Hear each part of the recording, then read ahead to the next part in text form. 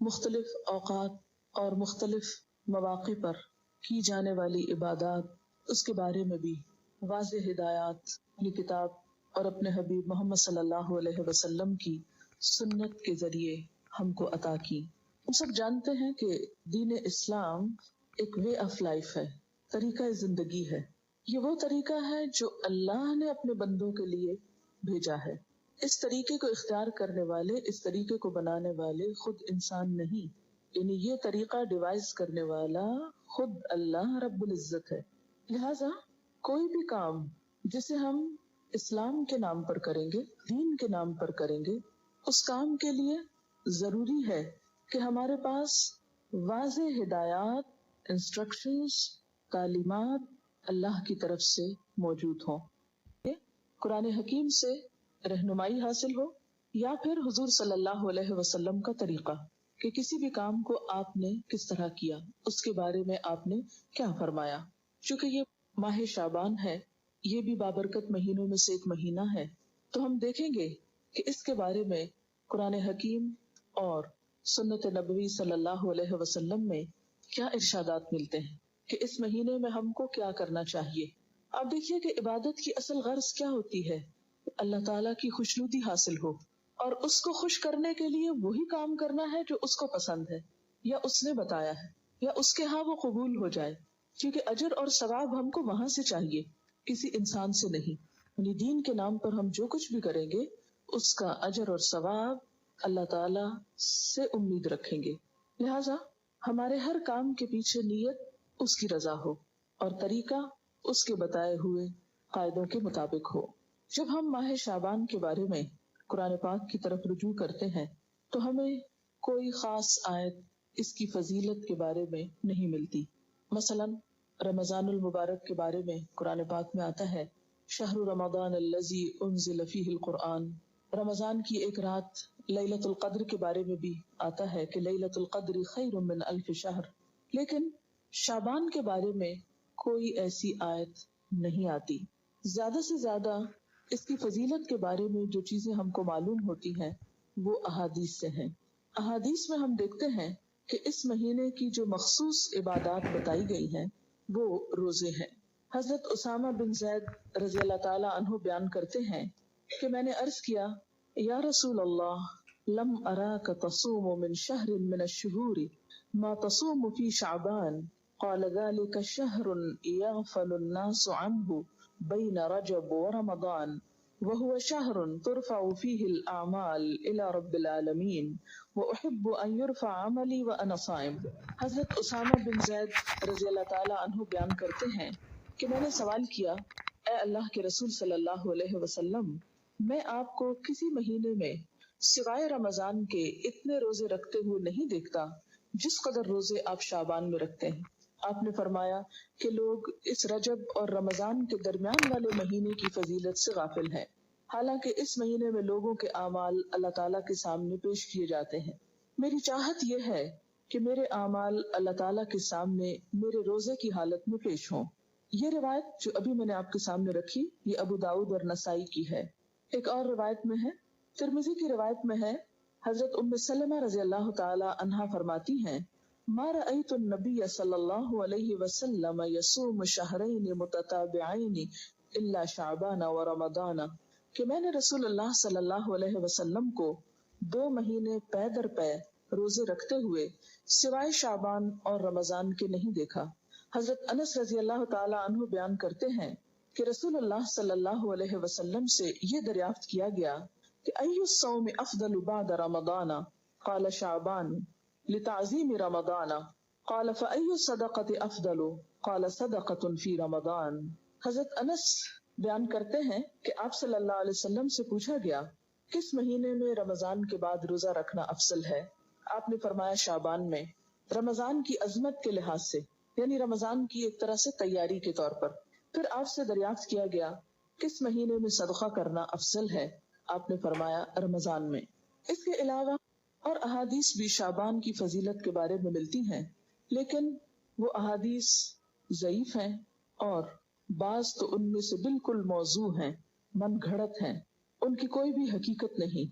مثال کے طور پر ان میں سے ایک حدیث کچھ یوں ہے کہ آپ صلی اللہ علیہ وسلم نے رات کو کھڑے ہو کر نماز پڑھنا شروع کی جس میں اتنا لمبا سجدہ کیا کہ میں نے یہ خیال کیا کہ آپ کا انتقال ہو گیا. جب میں نے یہ دیکھا تو کھڑی ہو کر حاضر خدمت ہوئی اور آپ کے پیر کے انگوٹھے کو ہلایا تو وہ ہل گیا تو میں سمجھ گئی کہ آپ زندہ ہیں. پھر کان لگا کر جو میں نے سنا تو سجدے میں آپ یہ دعا پڑھ رہے تھے: اے اللہ میں پناہ مانگتا ہوں تیری معافی کے ساتھ تیرے عذاب سے، پناہ چاہتا ہوں تیری خوشنودی کے ذریعے سے تیرے غصے سے، اور میں پناہ چاہتا ہوں تیرے عذاب اور قہر سے، اور تیری معافی کے ذریعے سے تیرے عذاب سے پناہ چاہتا ہوں. اور تو اتنی خوبیوں والا ہے کہ میں ان کو گن نہیں سکتا اور نہ تعریف کر سکتا ہوں. تو ایسا ہی ہے جیسا کہ تو نے اپنی تعریف کی. جب آپ نے سجدے سے سر اٹھایا اور نماز سے فارغ ہوئے تو مجھ سے فرمایا: اے عائشہ، کیا تم نے یہ خیال کیا ہے کہ اللہ کے رسول صلی اللہ علیہ وسلم تیری خیانت کریں گے اور تیری حق تلفی کر کے غیر کے پاس جائیں گے؟ میں نے عرض کیا: یا رسول اللہ، خدا کی قسم نہیں، لیکن آپ کے لمبا سجدہ کرنے کی وجہ سے میں نے خیال کیا شاید آپ کا انتقال ہو گیا ہے. پھر آپ نے فرمایا کہ اے عائشہ، کیا تم جانتی ہو یہ کون سی رات ہے؟ میں نے عرض کیا: اللہ اور اس کے رسول زیادہ جانتے ہیں.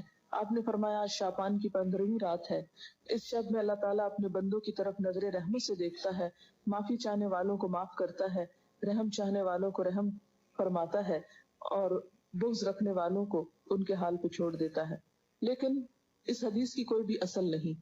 یہ حدیث جو ہے درست نہیں اور اس پر اعتبار نہیں کیا جا سکتا. اسی طرح ایک اور اسی قسم کی حدیث جو عام طور پر آپ اخباروں میں پڑھیں گے اور بہت تحریروں میں ہائی لائٹ کر کے یہ باتیں لکھی ہوئی آپ کو ملیں گی، لیکن اس حدیث کی بھی کوئی حقیقت نہیں ہے. اور وہ کیا ہے کہ حضرت عائشہ نے بیان کیا کہ رسول اللہ صلی اللہ علیہ وسلم نے فرمایا کہ میرے پاس جبریل تشریف لائے تھے اور فرمایا: آج کی رات شعبان کی 15ویں رات ہے. اس رات میں اللہ تعالیٰ قبیلہ کلب کی بکریوں کے بالوں کے شمار کے برابر دوزخ سے لوگوں کو آزاد کرتا ہے. اس رات میں مشرک کی طرف نظر رحمت سے نہیں دیکھتا، نہ کینہ پرور کی طرف دیکھتا ہے، نہ رشتہ کاٹنے والوں کی طرف، اور نہ ٹخنے سے نیچے پائجامہ لٹکانے والوں کی طرف، نہ ماں باپ کے نافرمان کی طرف، نہ شراب پینے والے کی طرف. تو اس کی بھی کوئی حقیقت نہیں ہے. یہ بھی بالکل ایک من گھڑت سی حدیث ہے. لیکن چونکہ یہ فضیلت کے باب میں ہے اس لیے عام طور پر لوگ ان کو بے دریغ روایت کرتے رہتے ہیں. اسی طرح ایک اور موضوع حدیث انشاءاللہ علوم الحدیث آپ پڑھیں گے تو آپ کو اس کی پوری ہسٹری بتائی جائے گی. موضوع حدیث ایک اور بھی ہے کہ آپ صلی اللہ علیہ وسلم نے فرمایا: جو شخص 15ویں شعبان کی رات میں 100 رکعتیں پڑھتا ہے تو اللہ تعالیٰ اس کی طرف 100 فرشتے بھیجتا ہے. 30 اسے جنت کی خوشخبری دیتے ہیں، 30 اسے آگ کے عذاب سے امن دیتے ہیں اور اسے دنیا کی بلاؤں سے دور رکھتے ہیں، اور 10 اسے شیطان کے دھوکے سے دور رکھتے ہیں. یہ بھی بالکل من گھڑت حدیث ہے اور ناقابل اعتبار. اسی طرح ایک اور روایت بیان کی جاتی ہے کہ شعبان کی 15ویں رات میں جو شخص 12 رکعت نماز پڑھے گا، ہر رکعت میں قل هو اللہ 30 مرتبہ، وہ نہیں مرے گا تاوقت اپنا ٹھکانہ جنت میں نہ دیکھ لے. Is it possible کہ کوئی شخص یعنی جنت دنیا میں دیکھ لے؟ کیونکہ حدیث میں آتا ہے کہ وہ ایسی جگہ ہے کہ کسی آنکھ نے اس کو دیکھا ہی نہیں، کوئی دماغ اس کا تصور نہیں کر سکتا، خواب میں بھی کوئی نہیں دیکھ سکتا، تو کہاں یہ کہ وہ دیکھ لے. یہ بالکل من گھڑت سٹوری ہے اور ناقابل اعتبار. اور اس کی سفارش اس کے گھر کے 10 جہنمیوں کے بارے میں قبول کی جائے گی. آپ خود سوچیں ذرا اس کی حقیقت پر کہ ایک شخص ساری زندگی 5 وقت نماز پڑھتا ہے، صدقہ خیرات کرتا ہے، جھوٹ سے بچتا ہے، حرام سے بچتا ہے، اس کے بارے میں تو کوئی ایسی خوشخبری نہیں سنائی گئی. اور کہاں یہ کہ ایک شخص ایک رات میں کھڑے ہو کر ایک رکعت میں 30 دفعہ قل هو اللہ پڑھ لے اور اس کے لیے اتنی بڑی بشارتیں کہ وہ دنیا میں جنت دیکھ لے اور 10 گھر والوں کو بچا لے کہ جن کے بارے میں جہنم کا فیصلہ ہو چکا. یہ بات تو عقل بھی نہیں مانتی، کہاں یہ کہ اس کے اوپر دین کے اعتبار سے کوئی اعتماد کیا جا سکے. پھر اسی طرح ایک اور موضوع حدیث ہے: شعبان کی 15ویں تاریخ کا روزہ 120 سال کے روزے کے برابر ہے. یہ بھی مشہور ہے بات اور یہ بالکل جھوٹ بات ہے. یعنی 60 سال گزشتہ زمانے کے اور 60 سال آئندہ کے، اور یہ چیز بھی قابل اعتبار نہیں. تو جو صحیح روایات سے ہم کو پتہ چلتا ہے شعبان کے بارے میں وہ کیا ہے کہ اس مہینے میں روزوں کی فضیلت ہے. یعنی ایک برکت والا مہینہ ہے، رمضان کی ابتدا ہے، رمضان کی تیاری ہے اور کثرت سے نفلی روزے رکھنے چاہیے. ہاں 15 شعبان کے بعد نفلی روزوں سے بھی روکا گیا ہے تاکہ رمضان کے لیے کمزوری نہ ہو اور رمضان کے روزے چھوٹنے کا اندیشہ نہ ہو. ایک آیت جو عام طور پر اس رات کے بارے میں قرآن پاک سے کوٹ کی جاتی ہے وہ سورۃ الدخان کی آیت ہے इन्ना अंज़लनाहु फी लैलतिन मुबारकतिन इन्ना कुन्ना मुंज़िरीन फीहा युफ़रक़ु कुल्लु अम्रिन हकीम अम्रम मिन इंदिना इन्ना कुन्ना मुरसिलीन रहमतम मिन रब्बिक इन्नहु हुवस समीउल अलीम।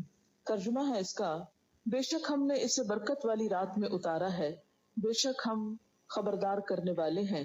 इसमें बांटा जाता है हर हिकमत वाला काम हमारे पास के हुक्म से, बेशक हम भेजने वाले हैं तुम्हारे रब की तरफ से रहमत, बेशक वही सुनता जानता है। ये आयात मक्का मज़मा में नाजिल हुई, वाक़े मेराज से कबल नाजिल हुई। उस वक्त 5 वक्त नमाज भी फर्ज नहीं हुई थी, रोजे वैसे ही 2 हिजरी में फर्ज हुए और मक्का में बकी नाम का कोई कब्रिस्तान तक न था। लिहाजा जो ये बात मशहूर की गई कि इस रात में फैसले होते हैं, और हुजूर सल्लल्लाहु अलैहि वसल्लम से वो एक बहुत बड़ी रिवायत मंसूब है कि आप सल्लल्लाहु अलैहि वसल्लम बकी वालों के पास रात के वक्त गए और वहां पर आपने उनके लिए दुआ मग़फ़िरत की, तो इसकी कोई भी हकीकत नहीं है। बात यह है कि ये आयत क्या बताती है, इसकी वजाहत देखिए। इसमें क्या लिखा है, पहले ये बता दूं कि इस आयत के बारे में लोगों ने ये मशहूर कर रखा है कि ये 15 शाबान के बारे में है। यदि सूरत दुखान की आयतें आमतौर पर आप देखेंगे कि टेलीविजन में 15वीं शब को मुख्तलिफ प्रोग्राम्स के शुरू में कोट की जाती है, पढ़ी जाती है, और लोगों को इस आयत के रेफरेंस से ये बताया जाता है कि ये 15 शाबान है। हालांकि इस आयत का नुज़ूल कब हुआ, मक्का में हुआ, और मक्का में मेराज से कबल। और फिर इस आयत में जो बात पता चलती है वो क्या कि इस मुबारक रात में कुरान पाक नाजिल किया गया। इन्ना अंज़लनाहु फी लैलतिन मुबारकतिन, कुरान पाक ही की एक और आयत से क्या पता चलता है कि कुरान पाक कब नाजिल हुआ? आप बताइए। रमजान में नाजिल हुआ। शहरु रमजान अल्लज़ी उन्ज़िला फ़ीहिल कुरआन, कि रमजान वो महीना है जिसमें कुरान पाक नाजिल किया गया। फिर वो रात शाबान में कैसे आ गई? फिर दूसरी बात यह है कि सूरत अल क़द्र के शुरू में क्या आता है, इन्ना अंज़लनाहु फ़ी लैलतिल क़द्र। हाँ, और लैलतुल क़द्र कौन सी है? वमा अदराका मा लैलतुल क़द्र, लैलतुल क़द्र खैरुम मिन अल्फ़ि शहर, तनज़्ज़लुल मलाइकतु वर्रूहु फ़ीहा बिइज़्नि रब्बिहिम मिन कुल्लि अम्रिन सलाम हिय हत्ता मतलअल फ़ज्र। हमेशा से आपको मालूम है कि इस सूरत की जो तफसीर की जाती है वो क्या है कि ये किस रात के बारे में बात है? लैलतुल क़द्र के बारे में। और लैलतुल क़द्र क्या शाबान में होती है या रमजान में? रमजान में। और रमजान की कौन सी रात होती है? इसके बारे में ताकीद से नहीं बताया गया कि कौन सी रात। हाँ, आखिरी अशरे की रात है। और उसकी तफसील कहाँ से पता चलती है? हदीस पाक में है कि एक मर्तबा आप सल्लल्लाहु अलैहि वसल्लम घर से बाहर तशरीफ लाए, देखा कि 2 शख्स बाहम झगड़ रहे थे। आपने उनकी सुलह फरमाई, फिर फरमाया कि मैं तुम्हें एक खैर की बात बताने निकला था, मगर तुम झगड़ रहे थे, इसलिए मैं वो बात बताना भूल गया। सिर्फ इतना याद है कि वो बात ये थी कि वो रात कब है, यानी मैं ये बताने को आ रहा था कि लैलतुल क़द्र कब है, लेकिन तुम्हारे झगड़े की वजह से वो मुझको भूल गई। अब मुझे याद नहीं, बस इतना याद रह गया कि वो बरकत वाली रात रमजानुल मुबारक की आखिरी 5 ताक रातों में से एक थी। अब तुम इसको 21, 23, 25, 27 और 29वीं रातों में तलाश करो। ये बुखारी की रिवायत है। आप सल्लल्लाहु अलैहि वसल्लम इस रात को पाने के लिए रमजान के आखिरी अशरे का एतिकाफ फरमाया करते थे। ये भी बुखारी की रिवायत है। तो इससे क्या पता चलता है कि लैलतुल क़द्र, क़द्र से मुराद क्या है? एक तो कदर, कदर कीमत के मानों में आता है, दूसरा कदर से मुराद तकदीर भी है कि तकदीर के फैसले उस रात में होते हैं, ना कि 15 शाबान की रात को। और फिर आप देखें कि इसमें इन आयतों में जो मैंने आपके सामने सूरत दुखान की पढ़ी है, इनमें आता है फीहा युफरकु कुल्लु अम्रिन हकीम। फीहा से मुराद क्या है? इस रात में युफरकु तकसीम किए जाते हैं, कुल्लु अम्रिन सब काम, हकीम हिकमत वाले, यानी हर किस्म के फैसले इस रात में फरिश्तों के हवाले किए जाते हैं, उनको दे दिए जाते हैं। तो इससे भी क्या पता चलता है कि सूरत दुखान की ये आयत 15 शाबान के बारे में नहीं है, बल्कि लैलतुल क़द्र के बारे में है, जिसमें कुरान पाक भी नाजिल हुआ और जिसमें लोगों की किस्मतों के भी फैसले किए जाते हैं। फिर इसी तरह ये बात है कि आमतौर पर यह कहा जाता है, यानी शाबान के महीने में जो मुख्तलिफ काम होते हैं, ان کی تھوڑی سی حقیقت بتانا چاہوں گی کہ ہمارے ہاں جو چیزیں مشہور ہیں ان کی اصل کیا ہے. پہلی بات تو یہ کہ شعبان بابرکت مہینہ ہے، لیکن اس کی واحد برکت کیا ہے؟ روزے رکھے جائیں، اعمال اللہ کے ہاں پیش ہوتے ہیں. اور آپ صلی اللہ علیہ وسلم نے کیا فرمایا کہ میں یہ چاہتا ہوں کہ میرا عمل اس وقت اللہ کے ہاں پیش ہو جب میں روزے سے ہوں. اس سے زیادہ کوئی چیز کسی اوتھینٹک ذریعے سے ہم کو نہیں ملتی کہ کسی اور عمل کی بھی ضرورت ہے. ہمارے ہاں یہ رات یعنی شعبان میں خاص طور پر 15 شعبان کی رات شب برات کے نام سے مشہور ہے، جس کو شب رات کہتے ہیں. آپ دیکھیے کہ اسلام میں جو اہم دن آتے ہیں قرآن پاک اور سنت رسول صلی اللہ علیہ وسلم سے پتہ چلتے ہیں، ان میں سے بعض یہ ہے مثلا یوم الحج، یوم عرفہ جس کو کہتے ہیں، یوم ترویہ جس دن حج کی ابتدا ہوتی، یوم نحر جس دن قربانی ہوتی، شہر رمضان جب روزے رکھے جاتے، لیلۃ القدر جو رمضان ہی کے آخری راتوں میں سے ایک ہے، قرآن جس میں نازل ہوا، عید الاضحیٰ، عید الفطر، ایام 20. ایام 20 کیا ہیں؟ ہر مہینے کے 13، 14 اور 15، یعنی ایک 14ویں سے پہلے کی رات اور ایک 14ویں کے بعد کی رات. ان کے جو دن ہیں یعنی 13 کا دن، پھر 14 کا دن اور 15 کا دن، ان دنوں میں روزہ رکھنا جو ہے وہ مسنون ہے. یعنی ہر مہینے جو شخص روزے رکھنا چاہے وہ ان 3 دنوں میں رکھے. ان کو ایام 20 اس لیے کہتے ہیں کہ ان کی راتیں بھی روشن ہوتی ہیں. پھر اسی طرح یوم الجمعہ اس کی فضیلت آئی ہے، سورۃ الجمعہ بھی ہے. اسی طرح ایام تشریق ہے، یا کچھ اور دن بھی ہو سکتے ہیں جن کا براہ راست ذکر جو ہے وہ قرآن پاک میں نہیں آیا. لیکن شب برات کا نام نہ کہیں قرآن میں آیا ہے اور نہ کہیں حدیث میں آیا ہے. شب برات نہ قرآن میں نہ حدیث میں. اس کی ایک وجہ تو یہ بھی ہو سکتی ہے کہ اس کا یہ جو لفظ ہے شب، یہ عربی کا لفظ ہی نہیں ہے. یہ کس کا لفظ ہے؟ فارسی کا لفظ ہے. اور اگر اس کے آگے رات لگاتے ہیں، شب رات، تو رات بھی عربی کا لفظ نہیں. اور اگر آپ اس کے آگے برات لگاتے ہیں، شب برات، تو برات بھی عربی کا لفظ نہیں. یہ شاید سنسکرت کا لفظ ہے جو شادی میں برات آتی ہے. بعض لوگ یہ کہتے ہیں کہ اس کا نام شب براءت ہے. براءت کہتے ہیں بیزاری کو، جیسے سورۃ توبہ کے شروع میں آپ نے پڑھا براءۃ من اللہ ورسولہ، سورۃ توبہ کی ابتدا اسی سے ہوتی ہے. تو براءت کا لفظی معنی کیا ہوتا ہے؟ بیزاری. تو اس رات میں کس سے بیزاری اگر شب براءت کہتے ہیں، حالانکہ براءت کوئی نہیں بولتا.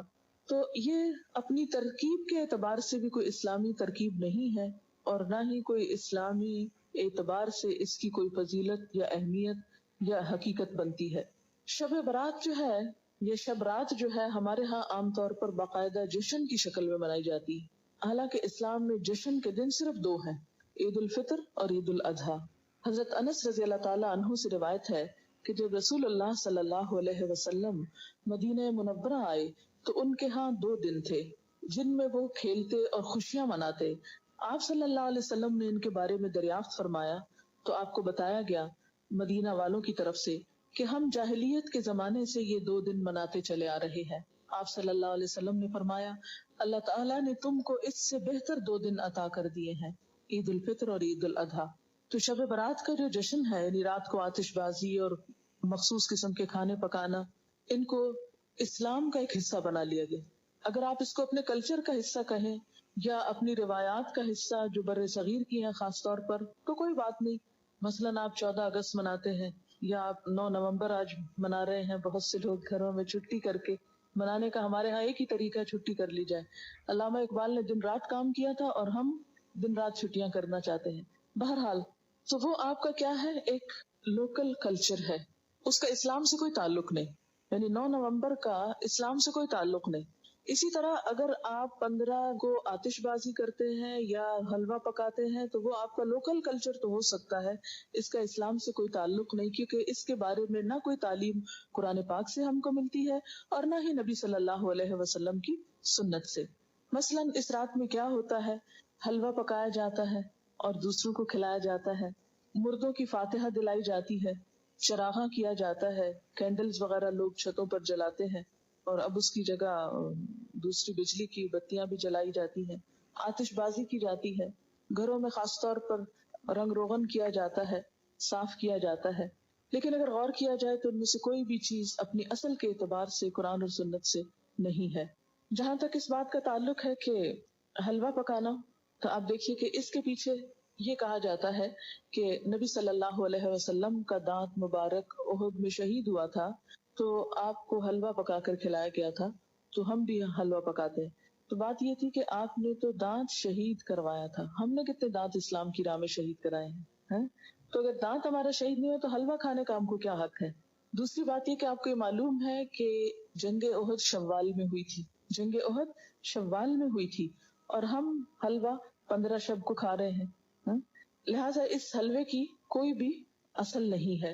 اس رسم کی کچھ اصل ہندوانہ کلچر میں ملتی ہے. وہ کیا؟ ہندوؤں میں سال میں ایک دفعہ حلوہ پوری پکا کر کبوں کو کھلائی جاتی ہے. یہ ان کی ایک رسم ہے، اور وہ اسے بزرگوں پرکھوں کو کھلانا کہتے ہیں. کیا کہتے ہیں؟ بزرگوں پرکھوں کو کھلانا. شب برات میں عموماً صرف حلوہ نہیں، پوری بھی ہوتی ہے جو شاید اسی کلچر سے مشابہت رکھتی ہے. پھر آپ دیکھیے کہ بعض لوگ یہ کہتے ہیں کہ حضرت اویس قرنی نے آپ صلی اللہ علیہ وسلم کی مطابق میں دانت شہید کیا تھا اور انہوں نے حلوہ کھایا تھا. تو یہ ہے کہ اگر آپ نے ان کی بھی پیروی کرنی ہے تو پھر پوری کیجیے، آدھے حصے کی نہیں. پہلے دانت توڑیے اور اس کے بعد پھر حلوہ کھائیے. لیکن بات یہ ہے کہ آپ صلی اللہ علیہ وسلم سے صرف بیٹھ کر حلوہ کھانے کی کوئی روایت نہیں ملتی. آپ کے گھر میں تو 2 ماہ چولہا نہیں جلتا تھا، صرف کھجور پانی پہ گزارا ہوتا تھا. پھر اسی طرح یہ ہے کہ بعض لوگ شب برات کو مردوں کی عید بھی کہتے ہیں، یعنی عید الفطر تو زندوں کی عید ہے، بعض کے ہاں شب برات مردوں کی عید ہے. ان کا خیال یہ ہے کہ اگر کوئی شخص شب برات سے پہلے مر جائے تو جب تک شب رات میں حلوہ پوری اور چپاتی پر اس کی فاتحہ نہ کی جائے وہ مردوں میں شامل نہیں ہوتا، اور نہ اس کے کنبے میں پہلا تہوار منایا جاتا ہے. یعنی رواج کیا ہے کہ جب کوئی فوت ہو جائے تو پہلا تہوار یہ منایا جائے، پھر اس کے بعد کوئی شادی رکھی جائے یا کوئی اور خوشی کا موقع. تو یہ مردے کی پہلے عید کی جائے پھر اپنی عید. آپ نے دیکھا ہوگا کہ اگر کسی کا کوئی رشتہ دار عید سے پہلے فوت ہو جائے تو لوگ عید نہیں مناتی. ہمارے یہاں کتنی عام ہے یہ بات نا. حالانکہ افسوس جو ہے اس کی مدت تو سوائے شوہر کے 3 دن مقرر کی گئی. پھر اسی طرح یہ ہے کہ ان کے ہاں، ہندوؤں کے ہاں، اگر کوئی فوت ہو جائے تو یہ پرکھوں کو کھلانے والے واقعے سے پہلے نہ کوئی شادی بیاہ رکھتے ہیں اور نہ ہی کوئی اور خوشی کا موقع. اور اسی طرح یہ ہے کہ اگر کوئی شخص یہ نہ کرے تو اس کو اپنی برادری سے نکال دیتے ہیں. یہ بھی ہندوؤں کے ہاں ہے. جب تک وہ برادری والوں کو روٹی نہ کھلائے یا یہ حلوہ پوری نہ کھلائے اس وقت تک اسے برادری میں شامل نہیں کرتے، کیونکہ ان کے ہاں ذات پات اور برادری سسٹم بہت اسٹرانگ ہے. تو انہی کے اس کلچر سے متاثر ہو کر ہمارے ہاں بھی مردوں کی عید کے نام سے شب رات کو حلوہ پوری پر فاتحہ جو ہے ان کے لیے دی جانے لگی. ان کے ہاں یہ بھی خیال کیا جاتا ہے کہ جب تک یہ رسم ادا نہ ہو انسان مردوں میں شریک نہیں ہوتا، وہ معلق رہتا ہے.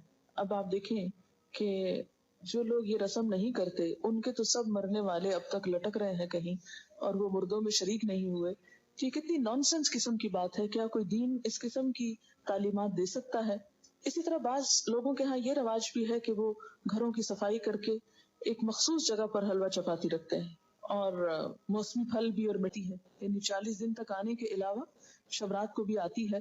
تو اس کا کوئی ثبوت نہ قرآن پاک سے ہم کو ملتا ہے اور نہ ہی حدیث سے ملتا ہے. ابھی ریسنٹلی آپ نے سورۃ المومنون پڑھی، اس میں آپ نے برزخ کے بارے میں پڑھا، وَمِن وَرَائِهِمْ بَرْزَخٌ إِلَىٰ يَوْمِ يُبْعَثُونَ، کہ مرنے والا جب مر جاتا ہے تو ان کے پیچھے کیا ہے؟